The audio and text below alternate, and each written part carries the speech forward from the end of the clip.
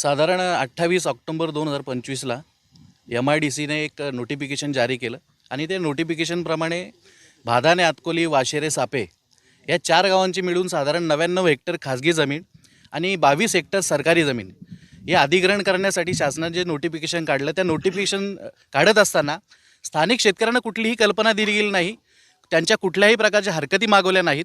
या संदर्भामध्ये वारंवार शासनाकडे निवेदने दिली, तक्रारी दिल्या, मान्य प्रांत साहेबांकडे या संदर्भात मीटिंग झाली आणि हे सगळं सुरू असताना, हे संपूर्ण इल्लीगल प्रोसेस सुरू असताना कायद्याच्या 32 कलमाप्रमाणे कुठल्याही पद्धतीनं त्याची कार्यवाही न करता प्रांत साहेबांकडे मीटिंग सुरू असताना इकडे जबरदस्तीने शासनाच्या अधिकाऱ्यांनी, तलाठ्यांनी असतील, मंडल अधिकारी असतील, यांनी जबरदस्तीने आमच्या ह्या सगळ्या सातबारांवरती भूसंपादनाच्या नोंदी घेतलेल्या आहेत ज्या बेकायदेशीर आहेत। आणि या सगळ्या संपूर्ण प्रकल्पामध्ये कुठेतरी शासन, प्रशासन आणि राजकीय लोक आणि त्यांचे हितसंबंधीच्या कंपन्या आहेत ज्या भादाने MIDC म्हणून काम करतात, आतकोली MIDC म्हणून काम करतात, एसांबे MIDC म्हणून काम करतात। ह्या ज्या लॉजिस्टिक पार्कने ज्या 3-4 कंपन्या इथे फर्म केलेल्या आहेत, या सगळ्या फर्ममध्ये असणारे संचालक मंडळ आणि शासन आणि उद्योग मंत्रालय यांचं कुठेतरी लागेदोरे या संपूर्ण प्रकरणामध्ये असल्याचं दिसतंय। या संपूर्ण प्रकरणामध्ये माननीय उच्च न्यायालयामध्ये जनहित याचिका दाखल आहे।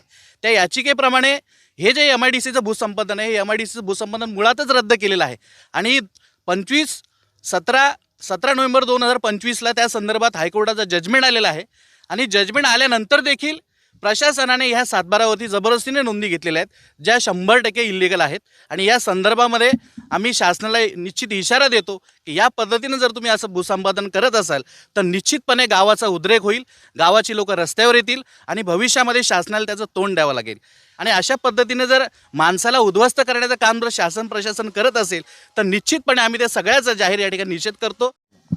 मुळात आम्हाला MIDC ही मान्यच नाही आहे। आमच्या गावाच्या मुलांचा जो शिक्षण, जो काही उदरनिर्वाह आहे, जो तो आमच्या जमिनीवर आहे। जर आमचा आधारच तुम्ही जर हिसकून घेतला तर आम्ही भविष्यात करायचं काय? आमची मुलं बाळं कुठे शिक्षण घेतील? त्यांना रोजगार कुठे मिळेल? म्हणून आम्हाला MIDC हा मान्यच नाही आहे।